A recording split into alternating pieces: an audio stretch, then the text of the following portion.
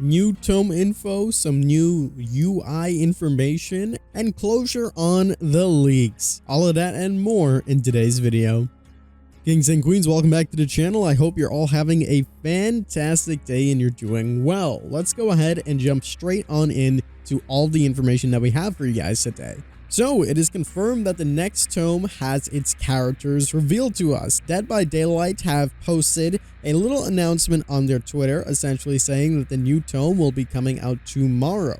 In this tome, we are likely to see cosmetics for the Knight, Victorio, and Claudette as prompted by their Tome 14 poster, and this one is going to be called The Betrayal. So I wonder what kind of stories we're going to be seeing about this. It's quite interesting that they're doing a tome on the new characters as well. Typically, we see some of the older characters in rotation. Now, we did speak about this in the past about potential leaks, and people were saying that Victorio, the Knight, and even Maurice the Horse might be featured in this tome itself, so we'll see what ends up happening. Now, a lot of people were saying that this was tied with the Stranger Things leaks, and the same person that said Stranger Things was coming into Dead by Daylight and making its return is tied in with the leaks that, you know, Tome 14 was going to be with the Knight and Victorio. I don't really know what's up with that. I've seen other people saying that this is already in the coding, so this is two separate things. We'll wait and see. You guys already know what my stance is with Stranger Things.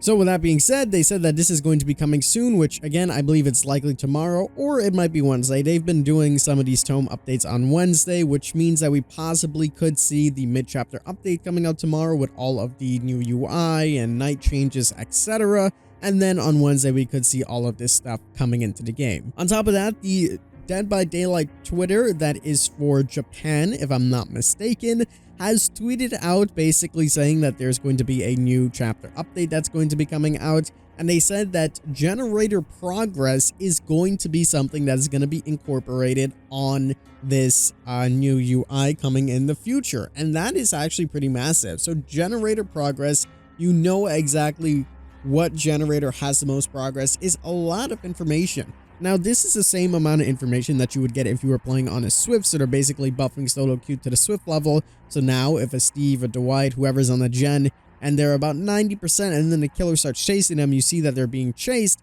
you now know that that generator they've been working on is at 80 or 90%. This is also pretty good because if you're playing in solo queue and you're working on the generator, let's say there's one left and somebody else is working on a gen while someone's occupying the killer and their gen's at like 50, 60 and yours is only at 10, it makes no sense to do yours. You might as well join them. So good information to have, and I'm pretty excited to see what that fully entails.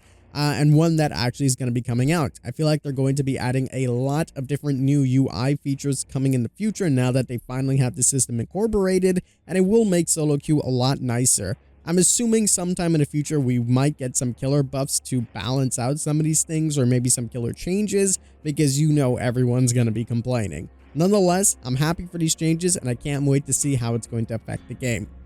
Next on the list is some closure to some of these quote-unquote leaks that we were talking about. In my previous video, if you missed it, to recap, I basically said that everything talking about all of these leaks and whoever this person is claiming to be an ex-behavior employee was all pretty much BS, and I kind of got a little, not hot-headed, but into it in the video because I was pretty passionate about it because it really upset me reading some of these things and these things that they were saying, knowing the ins and outs of the company and being a fog whisperer myself. Some of the things they were saying, it was just so out of order. Well, it is pretty much confirmed that the person that made that 4chan post has come forward and said that they were the ones that made the 4chan post and they kind of did it as a joke. They didn't think anybody was going to see it and blow it to this proportion. Obviously, you know, they still made the post. I don't know what their intentions was for this. I don't know what kind of laugh or something you're looking out of this, if you're going to be making a post out of it, if you're not expecting the attention. I don't really get it, and I will never get it. I don't know why people do things and make these meme and parody accounts. I just don't see the humor in it. It might be different for somebody else, but for me, it just seems really pointless and immature. Nonetheless, they've come out and they said that this is all pretty much fake, so everything that they said was BS, so we were right, and I've seen a lot of other content creators pretty much say the same thing, which is good to know. It's always nice to talk about leaks and tell you which ones are real and which ones are fake. And quite frankly, it would be nice if we just had no leaks whatsoever. So nonetheless, everything that was said in yesterday's video, if you did believe it, and you didn't pretty much listened to the points I had to say, or maybe you did listen and you didn't agree, you now know 100% that that is all information that is false. So you won't be seeing no Alien chapter or Dead Space stuff or all these behavior work conditions that they spoke about in these crunch times. It's all just BS. But that is pretty much your Monday recap. That is all the information that we received. The new event is also going to be starting tomorrow, January the 24th at 11 a.m. Eastern Standard Time, all the way to February 2nd of 2023. Happy new lunar year. The Midnight Burrow event is going to be coming with the red envelopes, the paper lanterns, and the elegant outfits as well. Make sure you're putting in all your codes and signing in daily to collect all of your rewards, and of course to play that new tome that is probably going to be coming out as well. Speaking of new codes, in case you missed it, if you type in the code Lunar and you type in the code Lucky, you will get previous event items from the old Lunar New Year, so make sure you guys are typing that in to get those in case you missed them. That way everybody that didn't have an opportunity to take part in those events will now be able to. So make sure you guys are typing in those codes so you're not missing out on any of those sick cosmetics.